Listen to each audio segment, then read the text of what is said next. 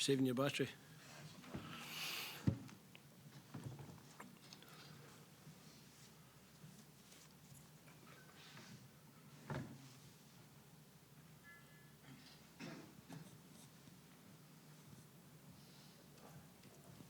Here we go.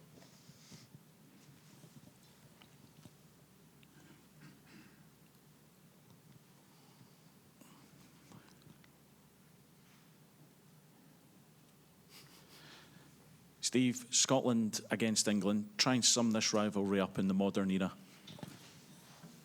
I think you just sum it up forever. It's been 150 years in the making, so always good games, always competitive games.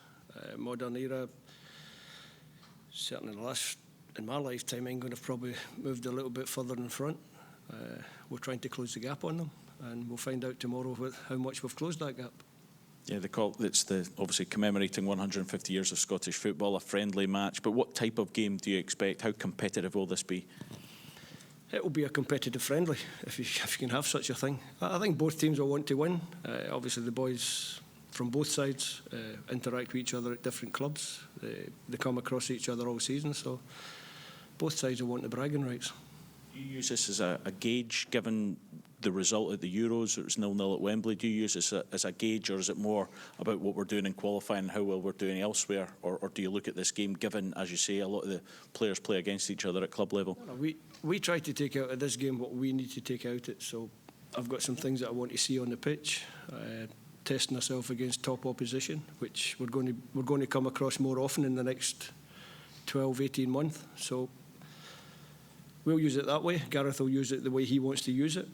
I don't think it really matters how both teams set up or how both camps set up. Once you get here, the atmosphere of the game, it'll be very competitive and should be a decent match. You'll be able to tell me, but you live in England, how Scottish football is perceived, and given that, then, do you use this game to maybe prove points about how well Scotland are doing? No. I've lived in England more than half my life. I've got English children, English grandchildren. I'm comfortable down there. I tend not to read any sort of nonsense about comparing the two levels of football. I just deal with my own little world. I'm a strange person that way. You're doing well so far. Can I just ask you about Elliot Anderson, because there was quotes from Gareth Southgate saying that he likes the player and it seemed to be leaving the door open for him to potentially join England. What do you make of that, first of all?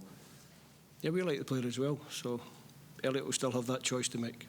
Is that going to be one that you will actively pursue him and ask him, or is it all about the player being comfortable about joining Scotland? When I come out of this camp, I'll look at what we've done, what we've had, what's occurred over this camp. We'll do a debrief on it, and then we'll shape what we do from there. On a similar theme, Steve, is Harvey Barnes one that you're looking at or hoping that will transfer allegiance or state his allegiance for Scotland? Probably the same comment, is to think about that after. We want the best players we can possibly get. If they're eligible for Scotland and they've got a chance to play for us and they can improve the squad that I've got, which is not an easy thing to do. And I get all the story around it because we're playing England, so you want to speak about Elliot, you want to speak about Harvey. I quite like speaking about the boys that I've got because they've put us in a really good position and they deserve a lot of credit for that. Absolutely. On which note, where do you see the level? You talked about closing the gap. The run that you're on, the level that you're playing at, in your mind, where is the gap or the level between Scotland and England right now? Don't know. Find out. I think for us is just to try and continue to improve. I speak about it all the time, game to game, performance to performance. Obviously, we played well in Cyprus. We had a good, comfortable evening. And now we see what we can do against a team that's nominally a pot one team, always in the later stages of major tournaments. That's the benchmark we want to judge ourselves against. So we'll find out tomorrow night how close we are. Can I ask what it would mean to you personally to continue your winning streak against England here?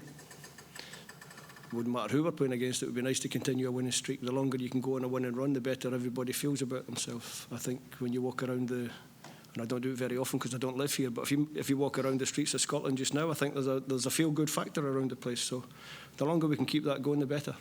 And that feel-good factor, of course, is tied in to your imminent, one hopes, qualification for the Euros. How are you going to monitor things in Norway? Will you be aware of what's going on? I think the crowd might keep me up to date. I won't be monitoring it. I'll be watching the game. As the game unfolds on the pitch, that's my job. It's not to worry about what happens elsewhere. I'm glad you think it's imminent. In my head, it's not imminent. It's still a long way away until you're actually over the line. I've been in situations before as a coach or a manager where you're trying to achieve a target with a club, and sometimes the last step's the longest one. So we'll just focus on the game tomorrow night, and what happens elsewhere happens.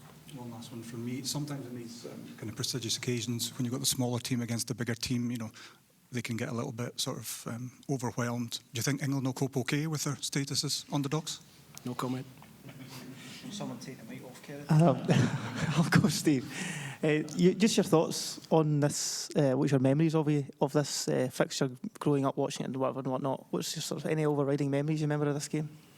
Gordon McQueen, header, big man, sadly no longer with us. I remember that one. He jumped so high, incredible goal.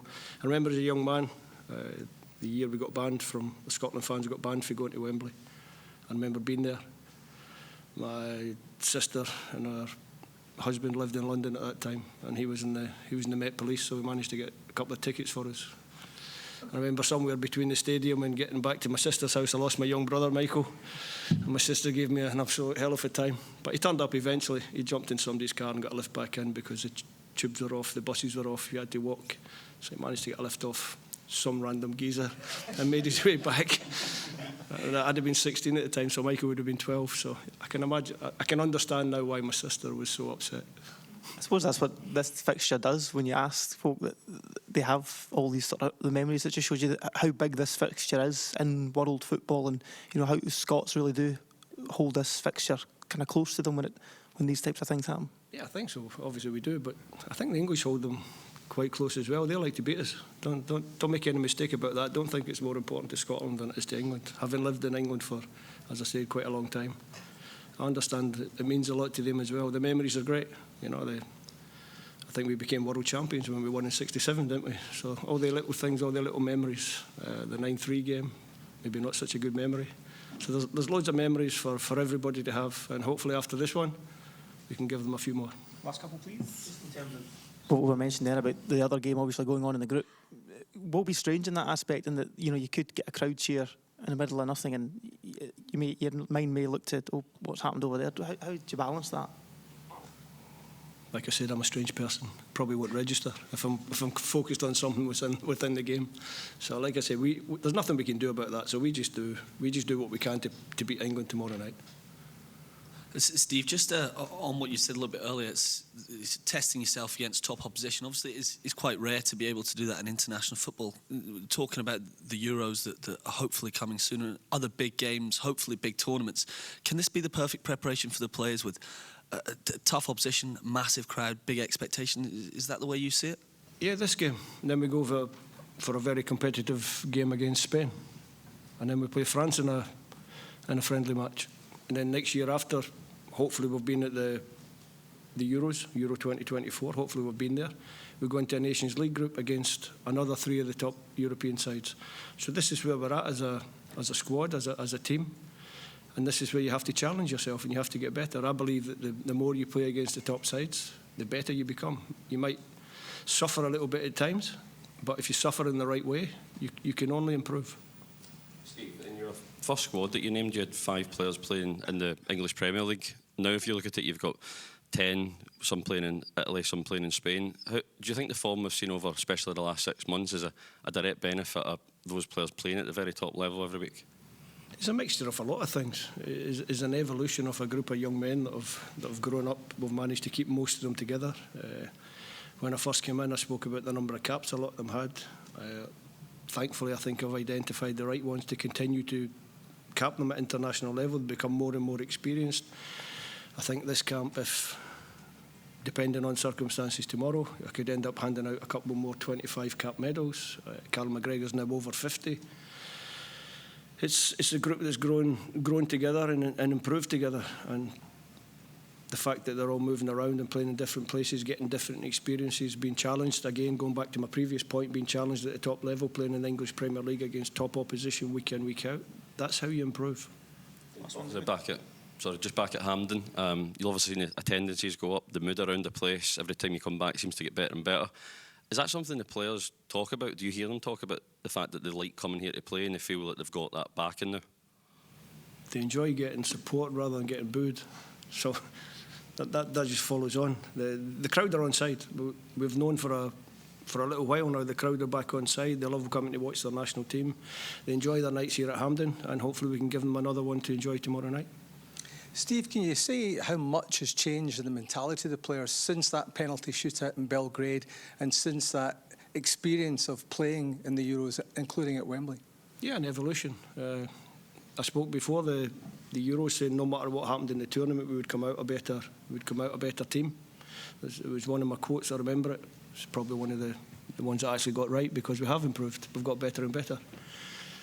And that's what happens when you get to major tournaments. You get that experience. You should improve. If you don't improve, then you're not a very good person.